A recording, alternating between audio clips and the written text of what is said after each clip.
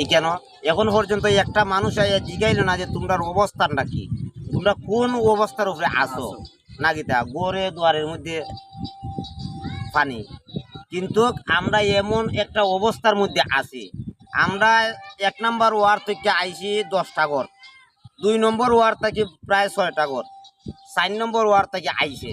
এই যে আমরা প্রত্যেকটা ওয়ার্ড থেকে 3টা ওয়ার্ড থেকে 31টা ফ্যামিলি আমরা এখানের মধ্যে আইছি, কিন্তু এখন পর্যন্ত আমরা একটা মানুষের জিকার না যে তোমরা কোন অবস্থার মধ্যে আসো, কেউ আইসুন না, কেউ না।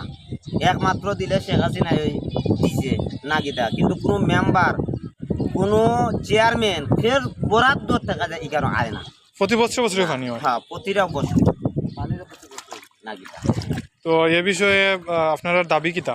এই বিষয়ে আমরা নিম্ন শ্রেণীর মানুষ, এখন আমরা পুরানো গিয়া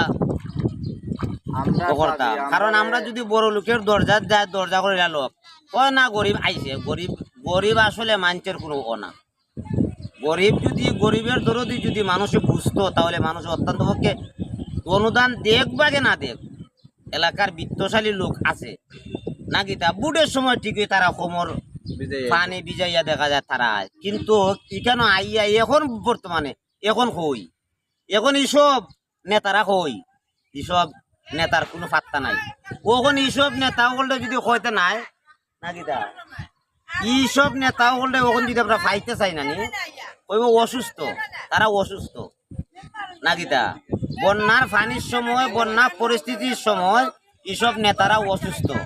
তবে যদি ব্যারিস্টার সুমনের মতো মানুষ হইতো, আমার জেলার ভিতরে যদি ব্যারিস্টার সুমনের মতো মানুষ যদি হইতো, তাহলে ঠিকই কিন্তু কোমর বিজাইয়া সাঁতার খাইতে আইল না। কারণ বর্তমান বাংলাদেশের ফাডা কৃষ্ট যদি জন্ম নেয় ব্যারিস্টার সুমন না গীতা, আর যে বাজারে আছে এরা হইল স্বার্থর নেতা, এরা বুডের নেতা, এরা ক্ষমতার নেতা না গীতা, এরা হইল ক্ষমতা। কারণ আজকে আমার ফ্যামিলির মধ্যে 5 জন মানুষ, আমি প্রতিদিন 3 থেকে 400 টাকা 500 টাকা রুজু হলে আমি খাই, কিন্তু আজকে আমার 3 দিন 4 দিন যাবত আমার বড় চুলার মধ্যে আগুন ধরে না না গীতা। কিন্তু বুটের সময় তো না গীতা, বুটের সময় আমার এমন পরিমাণ কদর বাড়ে না গীতা, আমি ভাই, আমি বন্ধু, তুমি দিও, দিলে পরে তোমার এত বড় অতখান লম্বা দিলাই না গীতা, কই না গীতা, কিচ্ছু নাই। আজকে এই যে 31টা ফ্যামিলি, 31টা ফ্যামিলি আজকে বুডের লাগে হইলে মেম্বার চেয়ারম্যানের অভাব নাই না গীতা, কিন্তু এইখানে আইয়া একটা মানছে জিগাইছে নি একটা মানছে জায়গা সম্পত্তি আছে মেঘ হইলেও পানি হয়। বুঝলাম যদি বন্যা হইলে তো কুশিয়ারের পানি বাদ ভাঙ্গে আইছে, বন্যা হয়ে গেছে, তো প্রতি বছর বছর পানি হয়।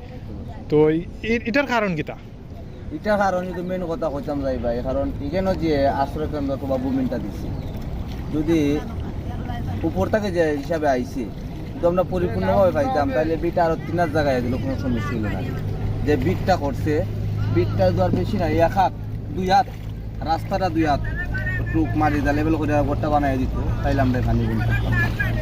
এই আমরা তো পড়লিছে একবার নিচার মধ্যে একবার, এই কারণে আমরা প্রতি বছর পানি বন্ধ করি।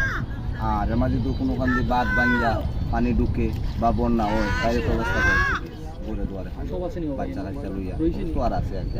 তো বাড়ির সব কিতা মানুষ আছে নি কেন? আর অনেক করে দেশি তালামারা না তালা মারা না, হয়তো ওপর থেকে অগর গেছে, বেশি নাই, 1-2টা ঘর মনে হয় মানুষ নাই, কোনো মানুষও ত্রাণ লই আইছে না কেন? না কোনো ত্রাণ কোনো ধরনের কোনো আজকে ও যে আপনার বুবিনটা দিচ্ছে প্রায় 1.5 বছর 2 বছর হয়ে গেছে।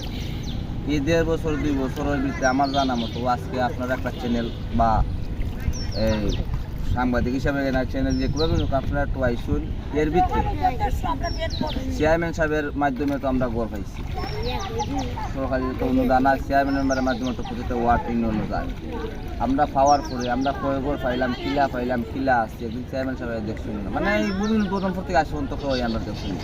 আমরা তো আর গরিবরে গড় দিছে, পয়সা তোমরা গড় পাইলিছো, আমরা ডাইনে ব্যবস্থা হওয়ার আর কোনো টাইম আসেনি, সব বোনাস আমরা কিছু নেই, আমরা যখন এখন পাইছি গরমারিকা হামাই, ওই হামাইছি ওই আসছি, পানি হইলেও সই, মেঘ হইলেও সই, রই দিলেও সই, খাইলেও সই, না খাইলেও এছাড়া তো কোনো রাস্তা নাই। এখন পানি বাড়তেছে, যদি আরো পানি বাড়ে আমরা তো আর যাওয়ার মতো কোনো জায়গা নাই। আমরা তো আশ্রয় কেন তাইলাম হইতাম আমরা যাইমার পয় অত তো আরো বন্ধ করে আর তুই কোনো তখন মরণ এছাড়া কোনো রাস্তা নাই। একা আগে আল্লাহ ছাড়া সব কিছু মালিক হইল আল্লাহ। আল্লাহ যা করবেন তা অবশ্যই